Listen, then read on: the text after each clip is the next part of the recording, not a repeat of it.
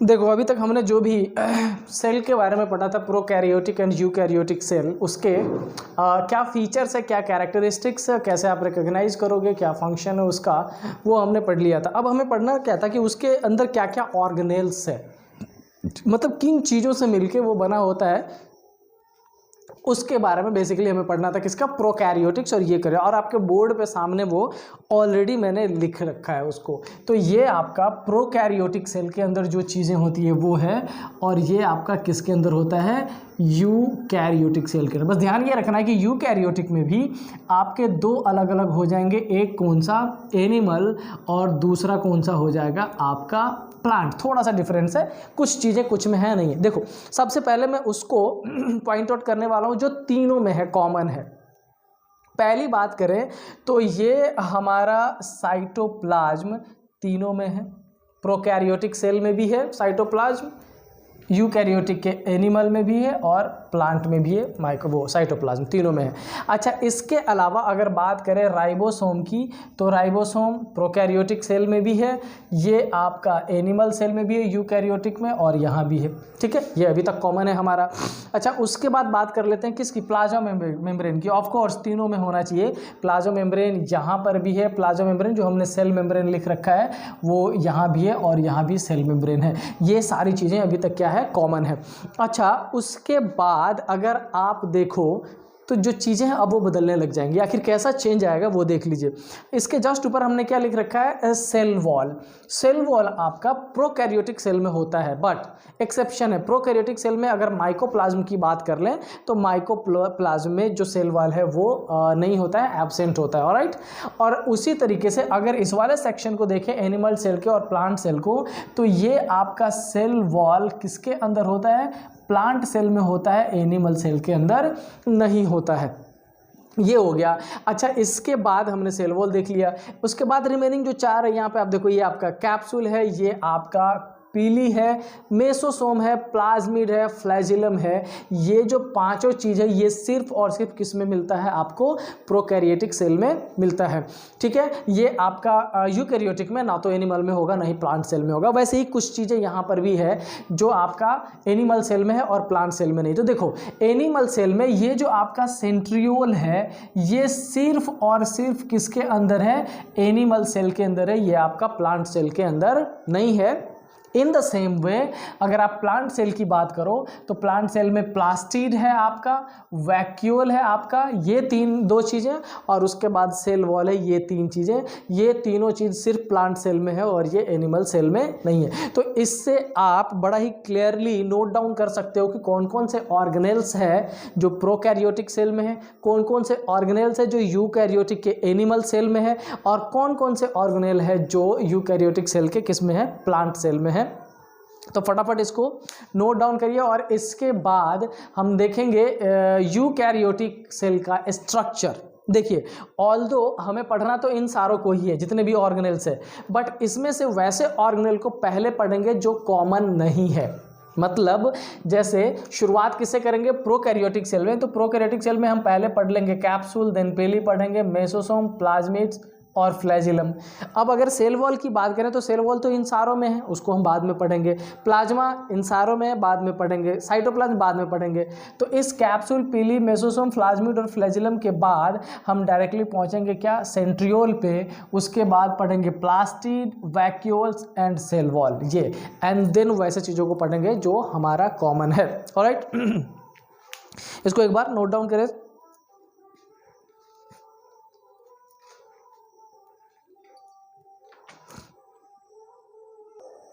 चलिए अब देखते हैं हम क्या प्रोकैरियोटिक सेल का स्ट्रक्चर। जैसा कि आपको पता है कि प्रोकैरियोटिक सेल ये आपका स्फेरिकल हो सकता है, स्पाइरल हो सकता है, सर्कुलर हो सकता है, तीनों ही शेप का हो सकता है।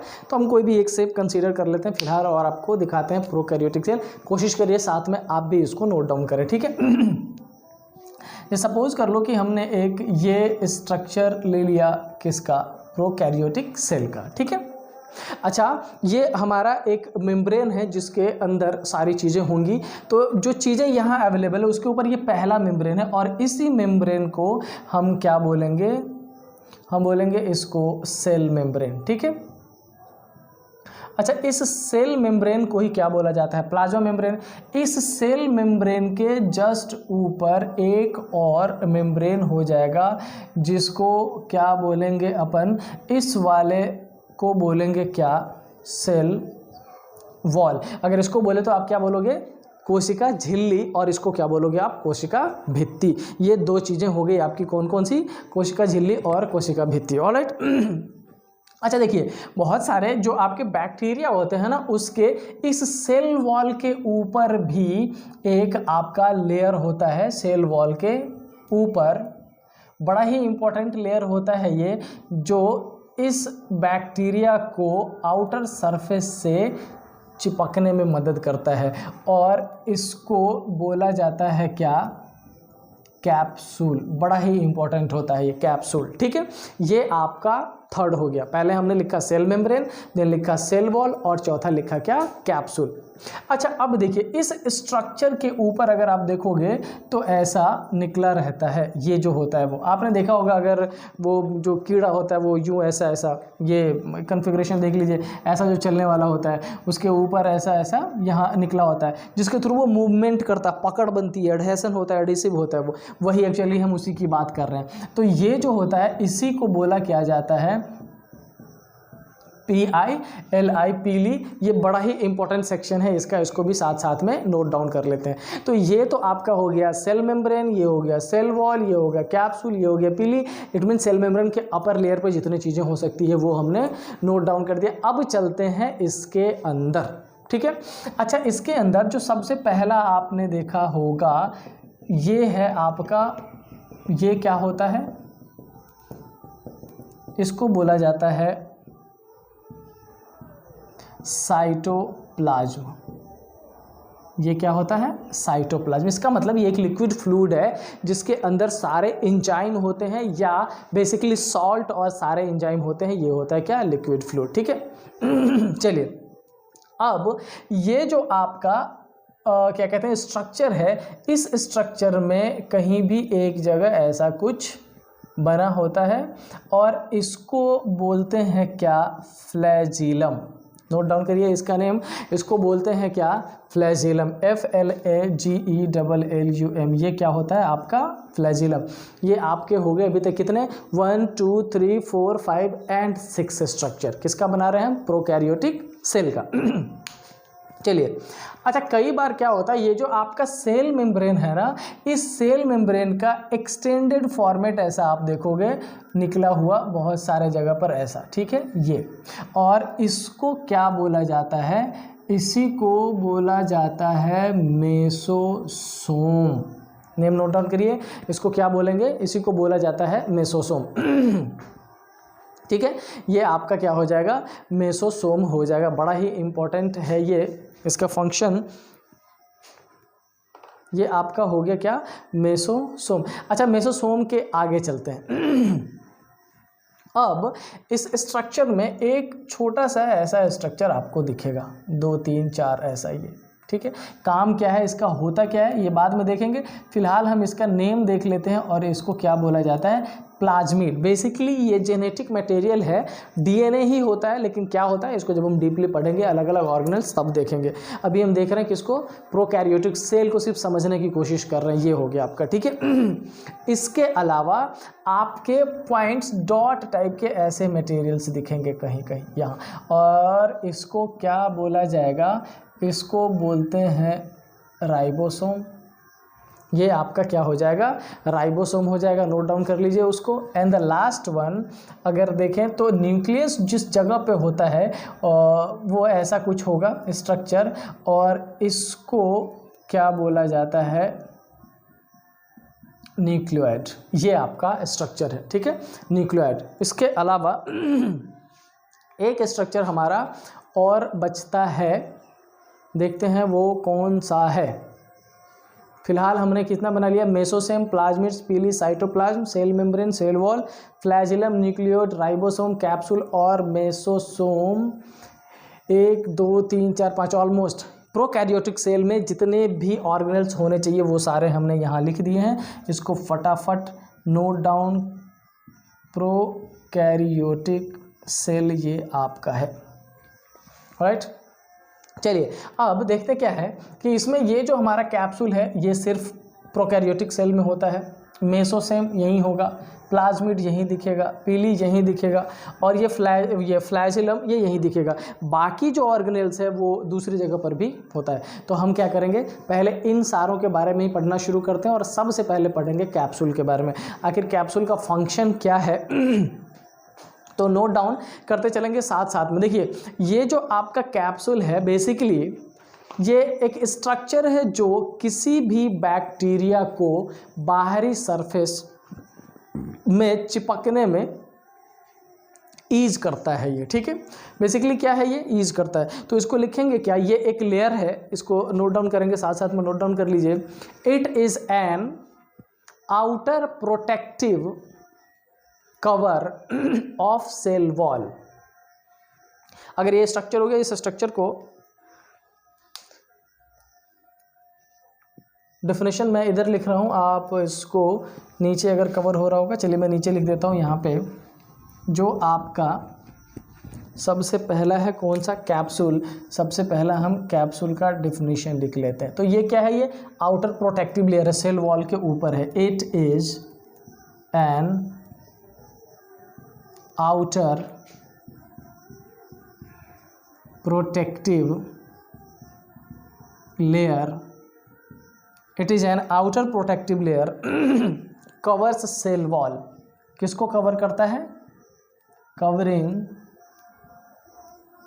Cell wall. It is an outer protective layer covering cell wall. ये सेल वॉल को बेसिकली कवर करता है। बना किससे होता है, मेड अप ऑफ कार्बोहाइड्रेट्स, ठीक है। ये बना होता है made up of carbohydrates,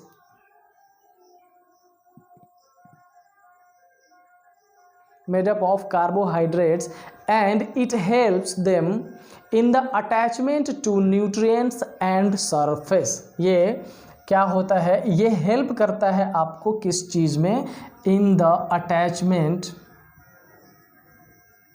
in the attachment किससे, किससे अटैचमेंट से, तो जो बाहर न्यूट्रिएंट्स होगा उससे भी अटैचमेंट में ये हेल्प करता है आपका। उसके अलावा और किससे हेल्प करता है, ये सरफेस से, ठीक है। और ये मेडअप ऑफ किस चीज़ का होता है, इसको लिख लेंगे, ये मेडअप ऑफ होता है कार्बोहाइड्रेट। अच्छा, बारिश के दिनों में एक कीड़ा होता है ब्लैक कलर का, आपने देखा होगा उसको, ये धीरे धीरे ऐसे बढ़ रहा होता है एक ही तरफ, वो जो चिपका हुआ होता है लेयर से, उसके ऊपर जो होता है वो एग्जैक्टली वही होता है capsule. It is an outer protective layer covering cell wall in the ये हेल्प करता है इन द अटैचमेंट, किससे, न्यूट्रिएंट्स और सरफेस से, और किस चीज़ से बना होता है, कार्बोहाइड्रेट से। बड़ा ही सिंपल सा है। चलिए अच्छा, नेक्स्ट हम देख लेते हैं किसका, कैप्सूल के बाद जो कैप्सूल से कनेक्टेड लेयर होता है हमारा कौन सा, पीली, ये क्या होता है। चलिए लिखिए फटाफट, PILI, पीली क्या होता है। देखो एक चीज़ तो देख के पता चल रहा है क्या, कि ये हेयर लाइक स्ट्रक्चर है, थीन है, हेयर लाइक स्ट्रक्चर है, तो वैसा ही लिख भी देना है। It is a thin hair like structure, it is a thin hair like structure, it is a thin hair like structure। और ये दो तीन कामों में आपका फ़ायदा पहुंचाता है। सबसे पहला, it helps in the movement, it helps in movement, यानी कि ये चलने में हेल्प करता है। फर्स्ट तो ये है, it helps in movement, जो आपका पीली होता है वो और it helps in the movement, first लिख लीजिए, it helps in the movement। Next, it helps in the attachment to surface of other bacterial cell, it helps in the attachment, और अटैचमेंट किस चीज़ से, in the other bacterial cell, other bacterial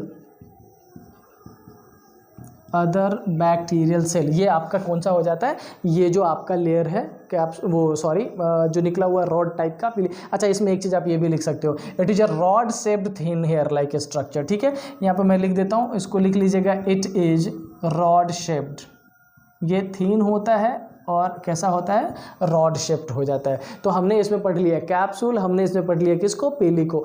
अब आते हैं जो और हमारा 3 बचा हुआ, कौन कौन सा, प्लाज्मिड और मेसोसोम और उसके बाद एक था फ्लैजिलम। चलिए लिख लेते हैं किसको, प्लाज्मिड को। ये प्लाज्मिड क्या है उसको देख लेते हैं, PLASMID प्लाज्मिड। देखिए बेसिकली क्या होता है, हमारा जो क्या कहते हैं जेनेटिक मटेरियल है, जो DNA है, वो एक क्रोमोसोम में होता है इनसाइड द, बट कुछ ऐसा होता है जो उसके आउटर लेयर पे हो जाता है। ठीक है, और उसी को क्या बोला जाता है, प्लाज्मिड। फटाफट लिखिए तो सारे लोग, प्लाज्मिड। प्लाज्मिड क्या होता है,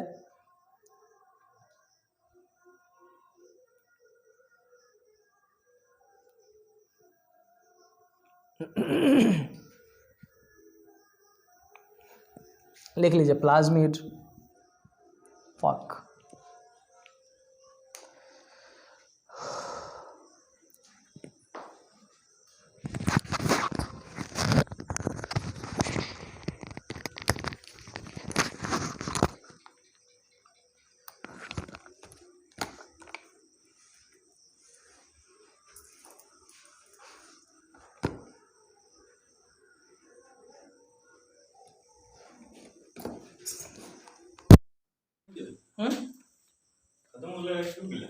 बीच में रुक गए, तो प्लाज्मिड पे पहुंच नहीं रहा।